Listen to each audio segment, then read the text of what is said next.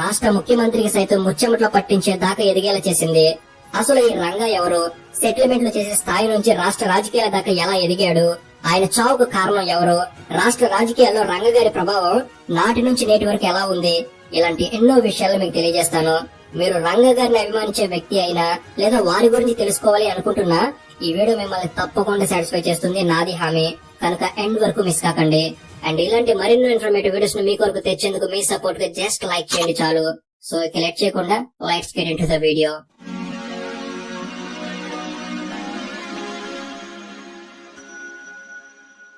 వంగవీటి రంగ ఉమ్మడి ఆంధ్రప్రదేశ్ కృష్ణా జిల్లా ఒయ్యూరు మండలం కాటూరులో 1947 జూలై 4న వంగవీటి సీతారామయ్య సావిత్రమ్మ దంపతులకు జన్మించాడు. వీరిది సాధారణ మధ్యతరగతి రైతు కుటుంబం. వంగవీటి రంగకు 4 అన్నయ్యలున్నారు. వారే వంగవీటి కోటేశ్వరరావు, వంగవీటి వెంకట నారాయణరావు, వంగవీటి శోభన చలపతిరావు, వంగవీటి రాధాకృష్ణారావు. అందరిలో చిన్నవాడు 5వ సంతానం మన వంగవీటి రంగ. అయితే 1970ల మొదట్లో వంగవీటి రంగ కుటుంబం ఉయ్యూరు నుంచి బెజవాడకు వచ్చింది. బెజవాడ అనగా ప్రస్తుతం మనం పిలుచుకుంటున్న విజయవాడ నగరం. సరిగ్గా అదే సమయంలో బెజవాడలో రవాణా రంగం, వ్యాపార రంగం అభివృద్ధి చెందుతున్నాయి. ముఖ్యంగా ఆటో నగరం ఏర్పాటైంది. ఆ సమయంలో బెజవాడలో హైదరాబాద్ కన్నా ఎక్కువ వ్యాపారం జరిగేది. ముఖ్యంగా చాలా మంది రవాణా రంగంలో పెట్టుబడులు పెట్టడం మొదలు పెట్టారు. దాంతో ఆ సమయంలో బెజవాడ రవాణా రంగానికి దక్షిణ భారతదేశంలోని కేంద్రంగా మారింది. ఆ సమయంలో చాలా మందికి బెజవాడలో స్థిరపడేందుకు ఉపాధి అవకాశాలు కూడా ఎక్కువయ్యాయి. రవాణా రంగంలో స్థిరపడేందుకు చాలా మంది బెజవాడకు వచ్చారు. వ్యాపారంతో పాటు రాజకీయంగా కూడా బెజవాడ అభివృద్ధి చెందింది. ఆ సమయంలో భారతదేశం అంతా కాంగ్రెస్ పార్టీ ప్రభావం ఉంటే ఒక్క బెజవాడలో మాత్రం కమ్యూనిస్టుల ప్రభావం, ఆధిపత్యం ఎక్కువగా ఉండేది. అలాగే 1970లో మన భారతదేశంలో పోలీస్ వ్యవస్థ, న్యాయ వ్యవస్థ అంత పటిష్టంగా ఉండేవి కావు. ఆ రోజుల్లో పోలీసుల్ని ప్రజలు కూడా ఎక్కువగా లెక్క చేసేవారు కాదు. రాష్ట్రంలో ఏదైనా సంఘటనలు జరిగితే వాటికి సంబంధించిన సమాచారం కూడా పూర్తిగా ప్రభుత్వానికి కూడా చేరేది కాదు. అంటే అర్థం చేసుకోవచ్చు అప్పటి వ్యవస్థలు ఎంత బలహీనంగా ఉండేవో. అలాంటి రోజుల్లో బెజవాడ జిల్లా కేంద్రంగా కూడా లేదు. ఆ రోజుల్లో కృష్ణా జిల్లా కేంద్రంగా మచిలీపట్నం ఉండేది. విజయవాడలో కేవలం డిఎస్పీ మాత్రమే ఉండేవారు. ఎస్పీ ఆఫీస్ మచిలీపట్నంలో ఉండేది. కాబట్టి ఆ రోజుల్లో బెజవాడ ప్రజలకు వ్యవస్థల మీద, ప్రభుత్వాల మీద అంత నమ్మకం ఉండేది కాదు. దాంతో ప్రజలు ఏదైనా సమస్య వస్తే పోలీసులను గాని ప్రభుత్వాన్ని గాని నమ్ముకోకుండా ప్రైవేట్ వ్యక్తుల దగ్గరికి వెళ్లేవారు. అలా ఆ రోజుల్లో ప్రైవేట్ సెటిల్మెంట్లు బాగా జరిగేవి. బెజవాడ అభివృద్ధి చెందుతున్న ప్రాంతం కావడంతో వ్యాపారానికి సంబంధించిన సమస్యల్ని ప్రైవేట్ వ్యక్తుల దగ్గర ఎక్కువగా పరిష్కరించుకునేవారు. చాలా మంది పేదవారు బెజవాడకు ఉపాధి కోసం వస్తూ ఉండడంతో ఆ పేద ప్రజలకు సమస్యలు కూడా ఉండేవి. అలా ఆ ప్రాంతంలో కమ్యూనిస్ట్ నాయకుడు చలసాని వెంకటరత్నం అనే వ్యక్తి ఆయన అనుచరులతో ఇలాంటి ప్రైవేట్ సెటిల్మెంట్లు, ప్రజా సమస్యలపై పోరాటాలు చేస్తూ ఉండేవాడు. అదే సమయంలో బెజవాడలో కార్మిక సంఘాలు, trade union, taxi workers union, rickshaw workers union, Autonagar workers union, student యూనియన్లు ఇలా రకరకాలుగా యూనియన్లుగా ఏర్పాటవడం జరిగింది. ఈ యూనియన్ల మద్దతు కోసం రాజకీయ పార్టీలు చాలా ప్రయత్నాలు చేసేవి. సరిగ్గా అదే సమయంలో వంగవీటి రంగ గారి 4వ అన్నయ్య వంగవీటి రాధా గారు టాక్సీలు కొని నడపడం మొదలు పెట్టారు. దాంతో రాధా గారు టాక్సీ వర్కర్స్ యూనియన్ లో మంచి పట్టు సంపాదించాడు. రాధాకు టాక్సీ వర్కర్ యూనియన్ లో మంచి పలుకుబడి ఉండటంతో చలసాని వెంకటరత్నంతో పరిచయం ఏర్పడింది. ఆ పరిచయం కాస్త చలసాని వెంకటరత్నానికి రాధాను అనుచరుడిగా మార్చాయి. అలా వెంకటరత్నం చేసే ప్రైవేట్ సెటిల్మెంట్లలో రాధా కూడా పాల్గొంచుకునేవాడు. అయితే రాధా చలసాని వెంకటరత్నానికి చాలా బలమైన, ప్రధానమైన అనుచరుడిగా ఎదిగాడు. కానీ కొద్ది రోజుల్లోనే వంగవీటి రాధాకు చలసాని వెంకటరత్నానికి అభిప్రాయ భేదాలు మొదలయ్యాయి. అప్పటి వరకు బెజవాడలో ఎదురులేని చలసాని వెంకటరత్నానికి రాధాని ప్రత్యర్థిగా మారాడు. ఆ సమయంలో రాధాకు దేవినేని కుటుంబం మద్దతుగా నిలిచింది. రాధా వెంకటరత్నాన్ని ఎదురించి ఆయనకు అనుకూలంగా ఉన్న యూనియన్లను 2గా చీల్చాడు. చాలా మందిని తన వైపు తిప్పుకున్నాడు. కానీ చలసాని వెంకటరత్నం అప్పటికే కమ్యూనిస్ట్ పార్టీ సిపిఐలో జాతీయ ప్రధాన కార్యదర్శిగా ఉండటంతో సిపిఐకి అనుబంధంగా ఉంటూ వస్తున్న విద్యార్థి సంఘం AISF, all India student federation మాత్రం రాధాకు మద్దతు ఇవ్వలేదు. దాంతో ఏఐఎస్ఎఫ్ కి పోటీగా యునైటెడ్ ఇండిపెండెన్స్ అనే స్టూడెంట్ ఆర్గనైజేషన్ ప్రారంభించాడు. దానికి దేవినేని నెహ్రూ, గాంధీలో నాయకత్వం వహించారు. కొద్ది కాలంలోనే యునైటెడ్ ఇండిపెండెన్స్ కూడా విద్యార్థుల్లో మంచి గుర్తింపు సాధించింది. అంతేకాకుండా సెటిల్మెంట్లు చేస్తూ రాధా డబ్బుతో పాటు బెజవాడలో పేరు, పలుకుబడి సంపాదించడం జరిగింది. అలా 2 వర్గాలు ఆధిపత్యం కోసం ఆనాడు బెజవాడలో గట్టిగానే ప్రయత్నాలు చేశాయి. అయితే చలసాని వెంకటరత్నానికి రాజకీయంగా సిపిఐ పార్టీ అండ ఉండటంతో ఆయనదే పై చేయి అయ్యేది. దాంతో రాధా చలసాని వెంకటరత్నాన్ని హత్య చేయాలని భావించాడు. అలా 1972లో చలసాని వెంకటరత్నం హైదరాబాద్ కు వెళ్లి బెజవాడ తిరిగి వస్తుండగా దారి మధ్యలో కారు ఆపి హత్య చేయడం జరిగింది. ఆ హత్యలో ఆ రోజు వెంకటరత్నంతో పాటు ఆయన అనుచరుడు కనకారావు కూడా రాధ చేతుల హత్యకు గురయ్యాడు. అలా ఒకేసారి జరిగిన 2 హత్యలు, అందులోని చలసాని వెంకటరత్నం జాతీయ స్థాయి రాజకీయ నాయకుడు కావడం వల్ల రాధ పేరు అప్పట్లో ఉమ్మడి ఆంధ్రప్రదేశ్ లో రాష్ట్రమంతా మారుమోగింది. ఆ హత్యలో రాధ కొన్ని రోజులు జైలుకు కూడా వెళ్లాల్సి వచ్చింది. ఇక జైలు నుంచి వచ్చిన తర్వాత రాధ చలసాని వెంకటరత్నం అనుచరుల్ని, ఆయన పేరుతో రౌడీజం చేసే మరికొంతమందిని కూడా హత్య చేయడం జరిగింది. ఆ క్రమంలో రాధ గుణదల సింహాద్రి అనే కమ్యూనిస్ట్ నాయకుడిని హత్య చేశారు. అలా రాధ పూర్తిగా బెజవాడలో ఉన్న యూనియన్లను, కార్మిక సంఘాలను సిపిఐ నుంచి దూరం చేసి సొంతంగా ఎదగడం జరిగింది. సొంతంగా సెటిల్మెంట్లు చేయడం కూడా రాధ మొదలు పెట్టాడు. బెజవాడ ప్రజల్లో, విద్యార్థి సంఘాల్లో, కార్మిక సంఘాల్లో, యూనియన్లలో రాధ మంచి పట్టు సాధించాడు. అప్పుడప్పుడే నాయకుడిగా ఎదుగుతున్నాడు. సిపిఐ ముఖ్య నాయకులను హత్యలు చేయడం, యూనియన్లను పార్టీ నుంచి దూరం చేయడం, సిపిఐ పార్టీని బెజవాడలో బలహీన పడేలా చేయడం, వీటన్నిటి వల్ల రాధాపై ప్రతీకారం తీర్చుకోవాలని సిపిఐ పార్టీ భావించింది. దాంతో 1974 సంవత్సరం దసరా పండుగ రోజున సిపిఐ పార్టీకి చెందిన కట్రగడ్డ వెంకట నారాయణరావు అనే వ్యక్తి పథకం ప్రకారం రాధా దగ్గర అనుచరుడికి సంబంధించిన ఒక షాప్ లో సెటిల్మెంట్ కోసమని రాధాను పిలిపించి చంపడం జరిగింది. ఈ ప్రతీకార హత్యతో రాధా వర్గం తమ నాయకుడిని కోల్పోవడం జరిగింది. దాంతో రాధా హత్య అప్పట్లో బెజవాడలో పెద్ద సంచలనంగా మారింది. రాధాను చంపేంత స్థాయి వ్యక్తులు బెజవాడలో ఎవరున్నారో కూడా చాలా మందికి అర్థం కాలేదు. అలా బెజవాడలో సెటిల్మెంట్లు చేసే చలసాని వెంకటరత్నం, వంగవీటి రాధ ఇద్దరు హత్యలకు గురవడంతో ఆ స్థానాన్ని దేవినేని నెహ్రూ, దేవినేని గాంధీ ఆక్రమించాలని చూశారు. కానీ రాధా అనుచరులు చాలా మందికి రాధా తమ్ముడు వంగవీటి రంగ ఆ స్థానానికి ఒక ఆశ దీపంలో కనిపించాడు. దాంతో అందరూ కలిసి వంగవీటి రంగాను ఒప్పించి యూనియన్లకు నాయకత్వం వహించాలని కోరడం జరిగింది. దాంతో అప్పటి వరకు అన్న రాధా చేసే వ్యవహారాలు తెలిసిన ఈ గొడవలకు, పోరాటాలకు, సెటిల్మెంట్లకు దూరంగా ఉన్న రంగ అన్న రాధా హత్యతో చాలా కృంగిపోయాడు, కోపంతో రగిలిపోయాడు. దాంతో అనుచరుల కోరిక మేరకు రంగ యూనియన్ల నాయకుడిగా తన అన్న స్థానంలోకి రావడం జరిగింది. ఇక అసలైన కథ ఇక్కడ నుంచి మొదలైంది. రంగ నాయకుడి స్థానంలోకి రావడంతో యునైటెడ్ ఇండిపెండెంట్ స్టూడెంట్స్ యూనియన్ ని దేవినేని నెహ్రూ చూసుకునేవాడు. అయితే రాధా ఉన్నప్పుడే రంగ చెన్నుపాటి రత్నకుమారి అనే కమ్మ కులానికి చెందిన అమ్మాయిని ప్రేమించాడు. రాధా మరణించిన తర్వాత రంగ రత్నకుమారిని పెళ్లి చేసుకోవడం జరిగింది. రంగ రాధాంతో దురుసుగా ఉండేవాడు కాదు. చాలా మంది పేదలకు ఇళ్ల స్థలాల సమస్యను పరిష్కరించాడు. విద్యార్థులకు సొంతంగా కాలేజీ ఫీజులు చెల్లించేవాడు. సమస్య అంటూ ఎవరొచ్చినా పరిష్కారం చూపెట్టే వరకు పోరాడేవాడు రంగ. ప్రతి దానికి ఆలోచించి నిర్ణయం తీసుకునేవాడు.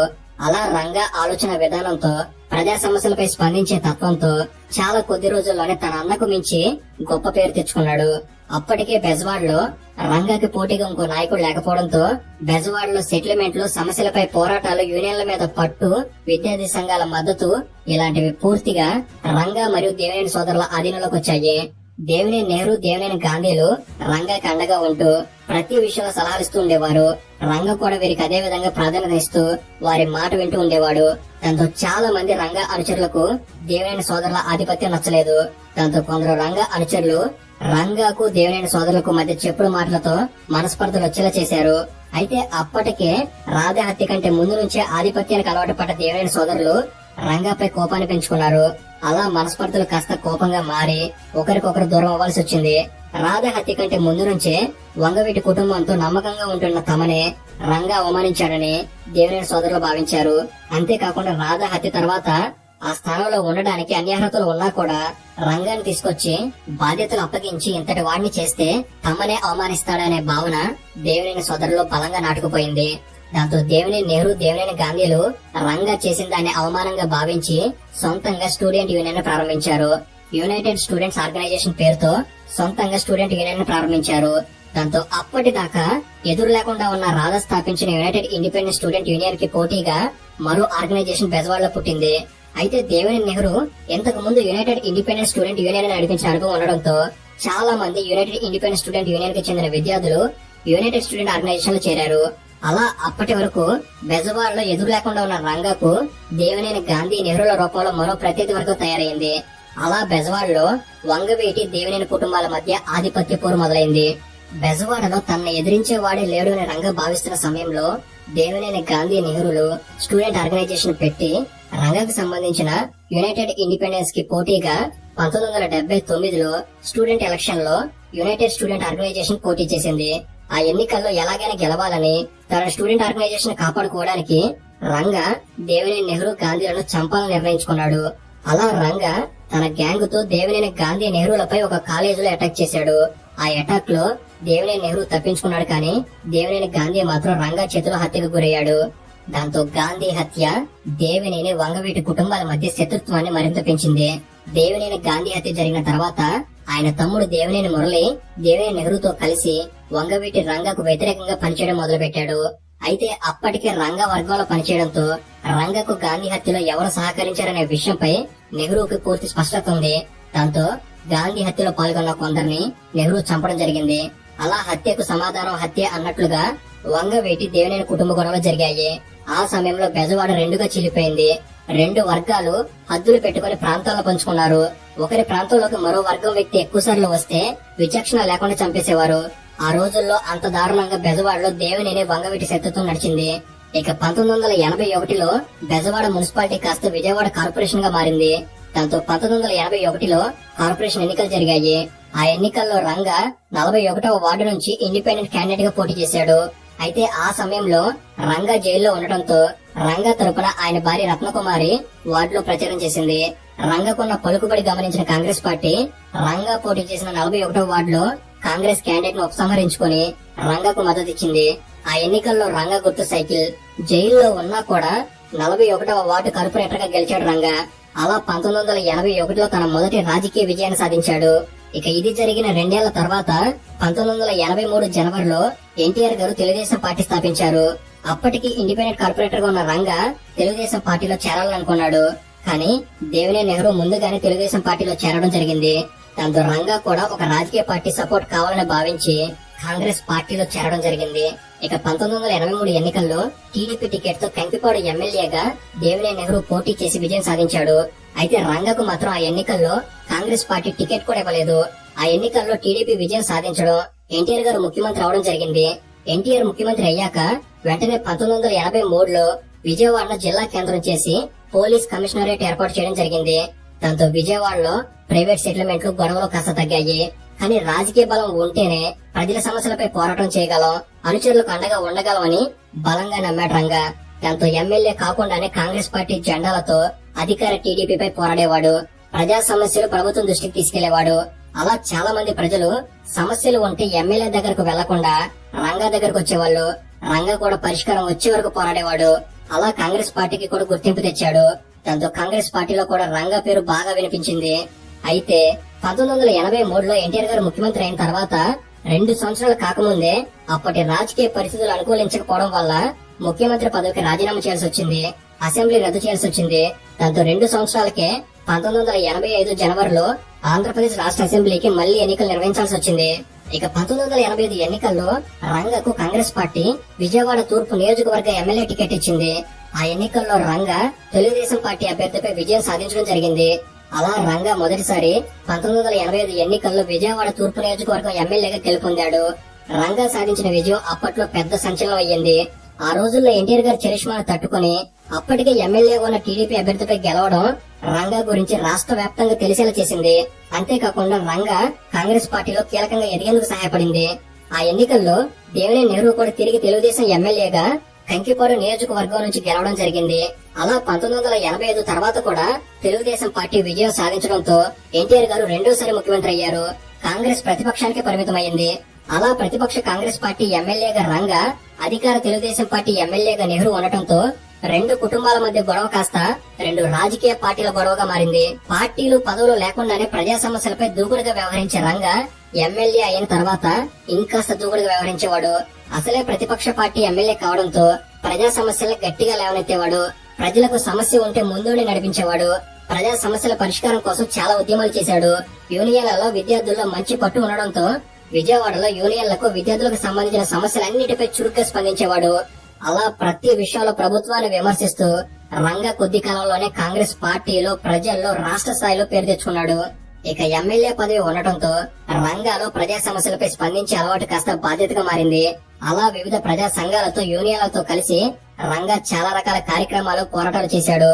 రంగా పేదవారికి అన్యాయం జరిగితే అసలు ఆలోచించేవాడు కాదు. అవతలి వారు ఎంతటి వారైనా న్యాయం జరిగేదాకా పోరాడేవాడు. అందుకు అనేక ఉదాహరణలున్నాయి. పింగళి దశరథ రామ్ అనే జర్నలిస్ట్ 1985 అక్టోబర్ 21న హత్యకు గురయ్యాడు. ఆ హత్య రాష్ట్ర ప్రభుత్వ ప్రోద్బలంతో పోలీసుల సహకారంతో జరిగిందని రంగా భావించాడు. ఆ హత్యకు వ్యతిరేకంగా ప్రజలతో అనుచరులతో కలిసి ఆయన పెద్ద ఉద్యమం చేశాడు. అలానే 1986లో విజయవాడ 5 టౌన్ పోలీస్ స్టేషన్ లో టి మురళీధరన్ అనే కేరళకు చెందిన నేవీ ఆఫీసర్ ని పోలీసులు అరెస్ట్ చేసి 3rd డిగ్రీ ప్రయోగించడం వల్ల ఆయన మరణించడం జరిగింది. ఆ తర్వాత ఆయన శవం రైల్వే ట్రాక్ మీద పెట్టి రైలు ప్రమాదంగా చూపించే ప్రయత్నం చేశారు పోలీసులు. ఆ వ్యవహారం రంగకు తెలియడంతో మానవ హక్కుల సంఘాల మద్దతుతో పెద్ద ఎత్తున పోరాటం చేసి దోషులను జైలుకు పంపించాడు రంగా. ఈ ఘటన ఆ రోజుల్లో రాష్ట్రంలో సంచలనం అయ్యింది. రంగా చేసిన పోరాటం వల్ల ఎన్టీఆర్ ప్రభుత్వానికి కూడా చెడ్డ పేరు వచ్చింది. అంతటితో ఆగకుండా ఈ వ్యవహారాన్ని అసెంబ్లీలో లేవనెత్తి ప్రభుత్వాన్ని కూడా ప్రశ్నించడం జరిగింది. విజయవాడలో పోలీసులు తమ అధికారాన్ని అడ్డం పెట్టుకుని ముదిగొండ పద్మ అనే మహిళను అరెస్ట్ చేసి శిరోమండలం చేశారు. ఆ కేసులో కూడా డిపార్ట్మెంట్ చర్యలు తీసుకునే వరకు రంగా పోరాడాడు. ఇక 1984 జనవరి 9న లాల్ బహదూర్ స్టేడియంలో అప్పటి ముఖ్యమంత్రి ఎన్టీఆర్ పై మల్లెల బాబ్జీ అనే వ్యక్తి హత్య ప్రయత్నం చేయడం జరిగింది. అయితే అదే మల్లెల బాబ్జీ 1987 నవంబర్ 30న విజయవాడలో ఒక లాడ్జిలో అనుమానాస్పదంగా మరణించడం జరిగింది. అలా ముఖ్యమంత్రిని హత్య చేసే ప్రయత్నం చేసిన వ్యక్తి అనుమానాస్పదంగా చనిపోవడంతో రంగా ఈ హత్యపై కూడా గట్టిగానే పోరాడాడు. మల్లెల బాబ్జీ మరణం మీద సమగ్ర విచారణ జరపాల్సిందేనని అసెంబ్లీలో పట్టుబట్టాడు. రంగాకు సమాధానం చెప్పలేక విధిలేని పరిస్థితుల్లో అప్పటి ప్రభుత్వం జస్టిస్ శ్రీరాములు కమిటీని వేసింది. ఈ వ్యవహారం అప్పట్లో సంచలనం అయింది. ముఖ్యమంత్రిగా ఉన్న ఎన్టీఆర్ గారికి పెద్ద తలనొప్పిగా మారింది. ఈ హత్య ఎన్టీఆర్ చేపించాడనే విధంగా రంగా ప్రభుత్వాన్ని ఇరుకున పెట్టాడు. ఆ వ్యవహారంతో రంగాను ఎన్టీఆర్ ప్రభుత్వం చాలా సీరియస్ గా గమనించడం మొదలుపెట్టింది. రంగా దూకుడు, ప్రజల్లో పెరుగుతున్న అభిమానం అన్ని ఎన్టీఆర్ ప్రభుత్వానికి పెద్ద సమస్యగా మారాయి. దాంతో రంగాపై పోలీసుల నిఘా ఎక్కువైంది. దాంతో రంగా నిర్వహించే కార్యక్రమాలకు పోలీసులు పర్మిషన్ ఇవ్వడం ఆపేశారు. రాధా ఉన్నప్పటి నుంచి విజయవాడలో విజయదశమి రోజున ప్రబల ఊరేగింపు నిర్వహిస్తూ వస్తున్నారు. ఆ ఉత్సవానికి ప్రజలు కూడా భారీగా వచ్చేవారు. కానీ 1987వ సంవత్సరం ఆ ప్రబల ఉత్సవం నిర్వహించడాన్ని పోలీసులు నిషేధించారు. దాంతో రంగా ఆమరణ నిరాహార దీక్ష చేసి ప్రజలకు ప్రభుత్వ అణచివేత ధోరణి అర్థమయ్యేలా చేశాడు. న్యాయ పోరాటం చేసి హైకోర్టు నుండి ప్రబల ఊరేగింపుకు అనుమతి సంపాదించాడు. ఇక 1987 విజయవాడ మున్సిపల్ కార్పొరేషన్ ఎన్నికల సమయానికి అప్పటికే ఎమ్మెల్యేగా ఉన్న రంగా ఎన్నికల బాధ్యతను తన భుజానికి ఎత్తుకున్నాడు. ఆ ఎన్నికల్లో రాష్ట్ర వ్యాప్తంగా ఎన్టీఆర్ హవా నడుస్తున్నా కూడా అధికార తెలుగుదేశం పార్టీని ఓడించి విజయవాడ మేరపేటని కాంగ్రెస్ పార్టీ గెలిచేలా చేశాడు. ఆ విజయం పూర్తిగా రంగా కృషి ఫలితమే. కేవలం మొదటిసారి గెలిచిన ఒక ఎమ్మెల్యే అధికార పార్టీ టీడీపీకి విజయం దక్కకుండా చేయడంతో రంగా పేరు కాంగ్రెస్ అధిష్టానం దాకా వెళ్లింది. దాంతో ఏకంగా రాజీవ్ గాంధీ గారి స్వయంగా రంగాకి ఫోన్ చేసి అభినందించడం కూడా జరిగింది. అంటే అర్థం చేసుకోవచ్చు ఆ రోజుల్లో రంగా ఎంత ప్రభావం చూపాడో అని. విజయవాడ కార్పొరేషన్ ఎన్నికల్లో ఓటమితో అధికార తెలుగుదేశం రంగాను టార్గెట్ చేసి వేధించడం మొదలుపెట్టింది. ప్రభుత్వం రంగాకి సెక్యూరిటీని తగ్గించింది. అయినా రంగా మాత్రం ప్రభుత్వ తప్పిదాలు ఎత్తి చూపడంలో ఎక్కడా తగ్గలేదు. 1987లో గోదావరికి వరదలు వచ్చినప్పుడు ఉభయ గోదావరి జిల్లాలకు విజయవాడలో రంగా తన అభిమానులు, వ్యాపారస్తుల నుంచి నిత్యావసర వస్తువుల్ని, దుస్తుల్ని సేకరించి పంపించడం జరిగింది. దాంతో రంగాకు 2 గోదావరి జిల్లాల్లో మంచి గుర్తింపు వచ్చింది. ప్రభుత్వ సహాయం కన్నా ఒంటరిగా రంగా చేసిన సహాయం గురించి అందరూ మాట్లాడుకోవడం జరిగింది. రంగా చేసిన మరో ధైర్యమైన పోరాటం పేటల నరసింహారావు అనే రిక్షా కార్మికుడు విజయవాడలో పోలీసు లాకప్ లో పోలీసులు కొట్టడం వల్ల చనిపోయాడు. రిక్షా కార్మికుడు చనిపోయిన విషయం తెలుసుకున్న రంగా అదే సమయంలో అధికార పర్యటనలో భాగంగా విజయవాడ వచ్చిన అప్పటి హోంమంత్రి కోడెల శివప్రసాద్ ని విజయవాడ దాటి వెళ్లకుండా రంగా తన అనుచరులతో పాటు రిక్షా కార్మికుల సహాయంతో మొత్తం విజయవాడలో రహదారుల దిగ్బంధం చేయించి కోడెల శివప్రసాద్ ని విజయవాడ దాటి వెళ్లకుండా అడ్డుకున్నాడు. దాంతో కోడెల శివప్రసాద్ ని నడి రోడ్డు మీద స్థానిక ప్రజలతో కలిసి హత్య గురించి నిలదీయడం జరిగింది. ఈ విషయం గురించి మాట్లాడడానికి గెస్ట్ హౌస్ కు రమ్మని కోడెల అడగ్గా నాకు గెస్ట్ హౌస్ రాజకీయాలు తెలియవు, వెంటనే న్యాయం చేయాల్సిందని పట్టుబట్టాడు.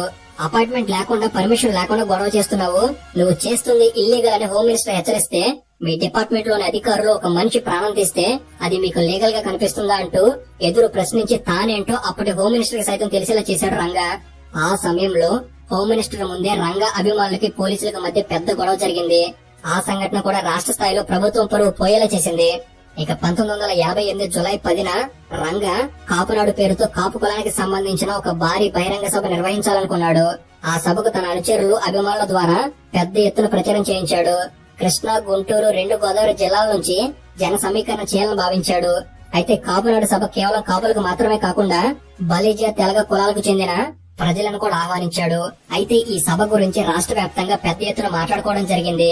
దాంతో ఎన్టీఆర్ ప్రభుత్వం ఈ సభను అడ్డుకోవడానికి అనేక విధాలుగా ప్రయత్నించింది. అయినా రంగా ఏమాత్రం వెనక తగ్గలేదు. రాష్ట్రం మొత్తం ఉన్న కాపు, బలిజ, తెలగ కులాలకు చెందిన ప్రముఖుల్ని, రాజకీయ నాయకుల్ని కలిసి ఆహ్వానించడం జరిగింది. ప్రభుత్వం మాత్రం రంగా చేస్తున్న వ్యవహారాలను గమనిస్తూనే ఉంది. దాంతో ఈ కాపునాడు సభ నుంచి దూరం చేయాలి అని సభ జరగడానికి కొద్ది రోజుల ముందు రంగాను అరెస్ట్ చేసి జైలుకు పంపడం జరిగింది. నిజానికి రంగాను జైలుకు పంపి ఎన్టీఆర్ ప్రభుత్వం పెద్ద తప్పు చేసింది. రంగాను జైలుకు పంపడంతో ప్రజల్లో, అభిమానుల్లో రంగా మీద అభిమానం, టీడీపీ ప్రభుత్వం మీద కోపం రెండూ కలిసి ప్రజల్లో, ముఖ్యంగా కాపు, బలిజ, తెలగ కులాల ప్రజలు పెద్ద ఎత్తున రంగ పిలుపుకు స్పందించి ప్రాంతాలకు అతీతంగా లక్షల మంది ఆ సభకు రావడం జరిగింది. రాజకీయ నాయకులు, ప్రముఖులంతా కలిసి రంగా జైల్లో ఉన్నా కూడా ఆ సభను విజయవంతం చేశారు. రంగా జైలు నుంచి ఒక పూల కిరీటాన్ని సభా వేదిక మీదకు పంపి ముద్రగడ్డ పద్మనాభాన్ని కాపు నాయకుడిగా ప్రకటించడం జరిగింది. ఆ సభ మొత్తం రంగా నామస్మరణతో మారుమోగింది. ఆ సభతో రంగా సత్తా ఏంటో అందరికి అర్థమైంది. అలా పెద్ద ఎత్తున ప్రాంతాలకు అతీతంగా జరిగిన జన సమీకరణ ఆంధ్రప్రదేశ్ రాష్ట్రంలో పెద్ద చర్చకు దారితీసింది. దాంతో రంగా కేవలం విజయవాడకు మాత్రమే చెందిన నేత కాదని, రాష్ట్ర స్థాయి రాజకీయ నాయకుడని, ముఖ్యంగా ఆయన మాస్ లీడర్ అని అందరికి అర్థమైంది. అలానే ప్రతి సంవత్సరం కృష్ణానది కారణంగా వరదలకు గురయ్యే కృష్ణలంక వాసుల్ని అనుక్షణం ఆదుకుంటూ అక్కడ కరకట్ట నిర్మాణానికి కృషి చేశాడు రంగా. విజయవాడలో చాలా మందికి శాశ్వత నివాసం ఉండేలా కృషి చేశాడు. అయితే రంగా కేవలం టీడీపీ ప్రభుత్వానే కాదు, కాంగ్రెస్ పార్టీ నాయకులను కూడా లెక్క చేసేవాడు కాదు. ఆ రోజుల్లో రంగా తలపడిన కాంగ్రెస్ నాయకుల కంటే ఎక్కువ పేరు, అభిమానాన్ని సాధించాడు. దాంతో రంగా పార్టీలో ఎవరిని లెక్క చేయట్లేదు అనే ఆరోపణలు కూడా వచ్చాయి. రంగా ఎమ్మెల్యే అయిన తర్వాత విజయవాడ నగర పార్టీ అధ్యక్షుడు శిరీష్ రాజ్ అనే వ్యక్తి ఉండేవారు. ఆయన ఆంధ్రరత్న భవన్ అంటే అప్పటి విజయవాడ నగర కాంగ్రెస్ పార్టీ ఆఫీస్ వ్యవహారాలు మొత్తం చూసుకునేవారు. ఆ సమయంలో రంగా ఆ ఆంధ్రరత్న భవన్ కార్యకలాపాల విషయంలో జోక్యం చేసుకోవడం జరిగింది. దాంతో శిరీష్ రాజు గారికి, రంగా గారికి గొడవ జరిగింది. ఆ పంచాయతీ అప్పటి పిసిసి ప్రెసిడెంట్ జలగం వెంగళరావు దాకా వెళ్లింది. జలగం వెంగళరావు గారు విజయవాడ వచ్చి రంగాకు సర్ది చెప్పే ప్రయత్నం చేస్తే వెంగళరావు గారిని రంగా ఎదురించి మాట్లాడి అక్కడి నుంచి వెళ్లిపోవడం జరిగింది. జలగం వెంగళరావు గారు అప్పటికే ముఖ్యమంత్రిగా చేసి జాతీయ స్థాయిలో పలుకుబడి ఉన్న నాయకుడు కావడంతో రంగా తీరుపై కాంగ్రెస్ పార్టీలో కూడా వ్యతిరేకత మొదలైంది. దాంతో ఒకవైపు రంగాకి వస్తున్న ప్రజాదరణ కూడా కాంగ్రెస్ పార్టీ నాయకుల్ని భయపడేలా ఆలోచించేలా చేసింది. రంగా దూకుడు స్వభావం, జనాదరణ అన్ని కాంగ్రెస్ నాయకులకు కూడా కొంచెం ఇబ్బందిగా మారాయి. సరిగ్గా అదే సమయంలో కాపునాడు పేరుతో జరిగిన సభతో పూర్తిగా కాంగ్రెస్ రంగాకు భయపడింది. రంగాకు స్టేట్ లెవెల్లో పేరు, అభిమానులు, అనుచరులు ఉండటం, ముఖ్యంగా కాపు కులం నుంచి ఆదరణ ఉండటంతో ఎక్కడ రంగా పార్టీని లెక్క చేయకుండా సొంతంగా కాపుల బలంతో ఇంకా బలంగా తయారవుతాడేమో అని భయపడింది కాంగ్రెస్. ఇవన్నీ కాంగ్రెస్ నాయకుల్లో రంగా పట్ల వ్యతిరేకతను కొంచెం పెంచాయి. ముఖ్యంగా కాపునాడు సభకు ఆనాటి కాంగ్రెస్ నాయకులు K Keshava Rao, D Srinivas, VH Hanumantha Rao, K Shiva Shankar, Sangeetham Venkat Reddy, పంతం పద్మనాభం, మల్లిపూడి పల్లవరాజు, జక్కంపూడి రామ్మోహన్ రావు ఇలా సీనియర్ నాయకులు రావడం జరిగింది. ఆ రోజు సభలో వంగవీటి రంగ సీఎం అంటూ ప్రజలు నినాదాలు చేయడం జరిగింది. తర్వాత ఎన్నికల్లో కాంగ్రెస్ పార్టీ గెలిస్తే ఖచ్చితంగా రంగ సీఎం పదవికి పోటీగా వస్తాడని, అందులోనూ బలమైన కాపు సామాజిక వర్గం నుంచి మద్దతు రంగా వెంట ఉండటం, రంగాను తట్టుకోవడం కష్టమని రాష్ట్ర కాంగ్రెస్ నాయకులు కూడా ఆలోచించారు. అలా కేవలం ప్రజాదరణ మాత్రమే నమ్ముకొని రాజకీయాలు చేశారు రంగా. అలా కాంగ్రెస్ పార్టీలో కూడా వ్యతిరేకత మొదలవడంతో రంగాపై టీడీపీ ప్రభుత్వం నిఘా పెట్టినా, సెక్యూరిటీని తగ్గించినా కాంగ్రెస్ నాయకులు పెద్దగా ఎప్పుడు రంగాకు అనుకూలంగా మాట్లాడింది లేదు. అయితే దేవినేని మురళి ఆయన అన్న దేవినేని గాంధీ హత్యకు ప్రతీకారం తీర్చుకోవాలని భావించాడు. దాంతో మురళి రంగాను చంపే ప్రయత్నం చేసి విఫలమయ్యాడు. దాంతో తననే చంపాలని చూసిన మురళిని రంగా ఇక చంపాలని భావించాడు. మురళి నెల్లూరులో పరీక్షలు రాసి వస్తున్న విషయం తెలుసుకున్న రంగా ఎమ్మెల్యేగా ఉన్న సమయంలోనే 1988లో దేవినేని మురళిని హత్య చేయించడం జరిగింది. అప్పుడు దేవినేని మురళితో పాటు ఇంకొందరు స్నేహితులను కూడా రంగా అనుచరులు చంపడం జరిగింది. ఆ హత్యతో మళ్లీ దేవినేని వంగవీటి కుటుంబ గొడవలు బయటపడ్డాయి. అయితే అప్పటికే మురళి అన్న దేవినేని నెహ్రూ అధికార తెలుగుదేశం పార్టీ ఎమ్మెల్యే కావడంతో టీడీపీ ప్రభుత్వం రంగాపై కేసు కూడా నమోదు చేసింది. ఆ సమయంలో రంగా 45 రోజుల పాటు అజ్ఞాతంలోకి వెళ్లడం జరిగింది. మురళి హత్య జరిగిన తర్వాత రంగాపై పోలీసులు తరచుగా తనిఖీలు చేస్తూ ఉండేవారు. రంగా ఇంటికి వెళ్లి కూడా తనిఖీలు చేసేవారు. రంగా బయటికి వెళ్తే కారులో ఏవైనా ఆయుధాలు ఉన్నాయేమో అని తనిఖీలు చేసేవారు. అప్పటికే రంగా సెక్యూరిటీని కూడా ప్రభుత్వం తగ్గించింది. ఈ వ్యవహారాలన్నీ చూస్తున్న రంగాకు మురళి హత్య జరిగిన తర్వాత రంగాపై పోలీసులు తరచుగా తనిఖీలు చేస్తూ ఉండేవారు. రంగా ఇంటికి వెళ్లి కూడా తనిఖీలు చేసేవారు. రంగా బయటికి వెళ్తే కారులో ఏవైనా ఆయుధాలు ఉన్నాయేమో అని తనిఖీలు చేసేవారు. అప్పటికే రంగా సెక్యూరిటీని కూడా ప్రభుత్వం తగ్గించింది. ఈ వ్యవహారాలన్నీ చూస్తున్న రంగాకు టీడీపీ ప్రభుత్వం తనపై కక్ష సాధించే ప్రయత్నాలు చేస్తుందని అర్థమైంది. అయినా రంగా టీడీపీ ప్రభుత్వాన్ని విమర్శించడంలో, సమస్యలు లేవనెత్తడంలో ఏమాత్రం తగ్గలేదు. అలా 1988 డిసెంబర్ 22న విజయవాడ క్రీస్తు రాజపురంలో ఇళ్ల పట్టాల కోసం ప్రజలు ఆందోళన చేస్తుంటే దానికి మద్దతుగా అక్కడికి వెళ్లాలని బయలుదేరి ఇంటి నుంచి కొంత దూరం వచ్చేసరికి పోలీసులు రంగా కారును ఆపి నడి రోడ్డుపై రంగాన్ని దించి కారులో తనిఖీలు చేయడం జరిగింది. ఈ సంఘటన విజయవాడ బందర్ రోడ్ లో జరిగింది. అలా తనిఖీలు చేయడం అదే మొదటిసారేం కాదు. అలా తరచుగా తనిఖీలు చేస్తుండటంతో రంగాకు కూడా పోలీసుల తీరుపై ఆగ్రహం పెరిగిపోయింది. దాదాపు 2 గంటల పాటు రంగాను రోడ్డుపై నిల్చోపెట్టి క్రీస్తురాజపురం వెళ్లకుండా అడ్డుకోవడం జరిగింది. దాంతో పోలీసులకు, ప్రభుత్వానికి వ్యతిరేకంగా ఏదైనా చేయాలి అనుకున్నాడు. వెంటనే క్రీస్తురాజపురం ఇళ్ల పట్టాల సమస్యను భుజాలకెత్తుకున్నాడు. నిజానికి రంగా ఆ రోజు క్రీస్తురాజపురం వెళ్లి అక్కడ బాధితులను కలిసి సమస్య గురించి తెలుసుకుని తిరిగి వచ్చేవాడు. కానీ పోలీసులు అడ్డుకోవడంతో, ఎంత వాదించినా వెనకపోవడంతో నడి రోడ్డుపై ఇళ్ల పట్టాల సమస్యకు పరిష్కారం కావాలి అంటూ నిరాహార దీక్ష దిగాడు. అలా 1988 డిసెంబర్ 21న బందర్ రోడ్ లో దీక్ష ప్రారంభమైంది. పోలీసులతో జరిగిన గొడవ, రంగా నడి రోడ్డుపై దీక్ష కూర్చున్నాడనే వార్త విజయవాడ ప్రజలకు తెలిసింది. ఈ వార్త తెలిసిన ప్రజలు వెంటనే రంగా దీక్షకు సంఘీభావంగా బందర్ రోడ్డుపై భారీగా చేరుకున్నారు. ఆ రోజు రాత్రి బందర్ రోడ్డు పూర్తిగా జనాలతో నిండిపోయింది. అయితే దీక్షను అక్కడే కొనసాగిస్తే ఇబ్బంది అవుతుందని భావించి బందర్ రోడ్ లో రంగా ఇంటికి కొద్ది దూరంలో ఉండే నిర్మలా హృదయ భవన్ దగ్గరకు దీక్ష శిబిరాన్ని మార్చడం జరిగింది. అలా డిసెంబర్ 22 నుంచి నిర్మలా హృదయ భవన్ దగ్గర రంగా నిరాహార దీక్ష చేయడం మొదలు పెట్టాడు. ఆ 4 రోజులు రంగా దీక్షకు ప్రజల నుంచి మద్దతు వచ్చింది. అలా డిసెంబర్ 22వ తారీఖు నుంచి 4 రోజుల పాటు పూర్తిగా దీక్ష శిబిరంలోనే ఉంటూ నిరాహార దీక్ష చేశాడు. ప్రతిరోజు 100 మంది ప్రజలు రంగా దీక్ష స్థలానికి వచ్చి దీక్షకు సంఘీభావం తెలిపేవారు. కానీ రాత్రి సమయంలో మాత్రం కేవలం కొంతమంది ముఖ్య అనుచరులు తప్ప ఎవరిని రంగా ఉండనివ్వలేదు. డిసెంబర్ నెలలో చలి విపరీతంగా ఉంటుంది కాబట్టి ప్రజలు కూడా రాత్రి సమయంలో పెద్దగా ఉండేవారు కాదు. అయితే సరిగ్గా 1988 డిసెంబర్ 26 తెల్లవారుజామున 3 గంటలకు ఒక బస్సులో అయ్యప్పమాల వేషధారంలో దాదాపు 20 మంది కత్తులు, వేట కొడవళ్లు, పొగబాంబుల సహాయంతో నిరాహార దీక్ష శిబిరంపై రంగాను చంపాలనే ఉద్దేశంతో కొందరు దాడి చేయడం జరిగింది. అప్పటికే 5 రోజుల నుంచి నిరాహార దీక్షలో ఉండటం వల్ల నీరసించి ఆయుధాలు లేకుండా నిరాయుధుడిగా నిద్రపోతున్న రంగాను వారంతా మీద పడి ఘోరంగా పొడిచి చంపడం జరిగింది. రంగాతో పాటు ఆయన అనుచరులు దీక్షిత్ మురళిని కూడా చంపడం జరిగింది. ఆ రోజు దాదాపుగా 20కి పైగా కత్తిపోట్లు రంగా శరీరంపై పడ్డాయి. కేవలం 10 నుంచి 15 నిమిషాల వ్యవధిలోనే రంగాను చంపి అక్కడి నుంచి ఆ హంతకులు వెళ్లిపోవడం జరిగింది. కొద్దిసేపట్లోనే రంగాపై జరిగిన దాడి కుటుంబ సభ్యులకు, ప్రజలకు తెలిసిపోయింది. వెంటనే కారులో విజయవాడ ప్రభుత్వ హాస్పిటల్ కి తీసుకెళ్తే డాక్టర్లు అప్పటికే రంగా చనిపోయినట్టు నిర్ధారించారు. అలా 1988 డిసెంబర్ 26న రంగా మరణించారు. అయితే రంగా మరణ వార్త కొద్ది గంటల్లోనే విజయవాడ నగరం అంతా వ్యాపించింది. రాష్ట్రంలో తెల్లవారేసరికి పెద్ద సంచలనంగా మారింది. దాంతో రంగా అభిమానుల్లో ఆగ్రహం కట్టలు తెంచుకుంది. రాష్ట్రం నలుమూల నుంచి రంగా అభిమానులు విజయవాడకు చేరుకున్నారు. అలా రంగా పార్థివ దేహాన్ని చూడడానికి ఆ రోజు విజయవాడ పీడబ్ల్యూడీ గ్రౌండ్ పూర్తిగా జనాలతో నిండిపోయింది. వేల మంది ప్రజలు రంగా అంత్యక్రియలో పాల్గొన్నారు. కాంగ్రెస్ పార్టీ నాయకులు చాలా మంది రంగాకు మద్దతుగా విజయవాడ చేరుకున్నారు. రంగా మరణ వార్త అప్పటి ప్రధాని రాజీవ్ గాంధీని కూడా దిగ్భ్రాంతికి గురిచేసింది. ఆ సమయంలో రంగా హత్య ఎవరు చేశారు అనే దానిపై స్పష్టత లేకపోవడం వల్ల రంగాతో ప్రభుత్వం, పోలీసులు ప్రవర్తించిన తీరు వల్లే రంగా నిరాహార దీక్ష కూర్చోవలసి వచ్చిందని, అందులో రంగా అభిమానులు ప్రధానంగా అనుమానించి దేవినేని నెహ్రూ అప్పటి అధికార తెలుగుదేశం పార్టీకి చెందినవాడు కావడంతో ఈ హత్య ఖచ్చితంగా ప్రభుత్వం సహాయంతో దేవినేని నెహ్రూనే చేయించి ఉంటాడని రంగా అభిమానులు భావించారు. దాంతో విజయవాడలో పెద్ద ఎత్తున అలర్లు చెలరేగాయి. రంగాకు కాపుల నుంచి మద్దతు ఉండడం వల్ల నెహ్రూ కమ్మ సామాజిక వర్గానికి చెందినవాడు కావడంతో రంగా హత్య కులాల గొడవకు దారితీసింది. ప్రభుత్వ ఆస్తుల్ని రంగా అభిమానులు పూర్తిగా ధ్వంసం చేశారు.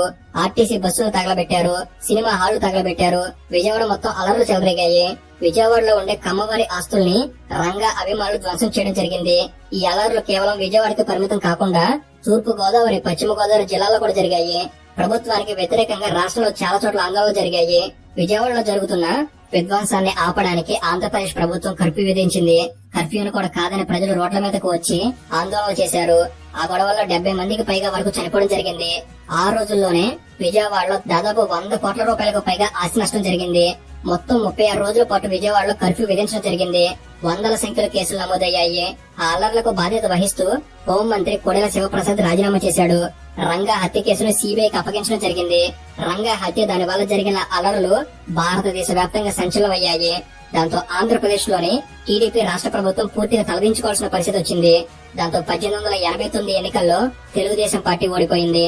అంతకు ముందు జరిగిన 1885 ఎన్నికల్లో 294 స్థానాలకు 202 స్థానాలు గెలిచి బలంగా ఉన్న తెలుగుదేశం పార్టీ రంగా గారి దెబ్బకు 1889లో మళ్లీ ఎన్నికలు వచ్చేసరికి ఓడిపోవాల్సి వచ్చింది. ఆ ఎన్నికల్లో కాంగ్రెస్ పార్టీకి రంగా హత్య అత్యంత సానుకూలమైన అంశంగా మారింది. 1989 ఎన్నికల్లో కాంగ్రెస్ పార్టీ అభ్యర్థులందరూ రంగా విగ్రహాలు, రంగా చిత్రపటాలు పెట్టుకుని విజయం సాధించారు.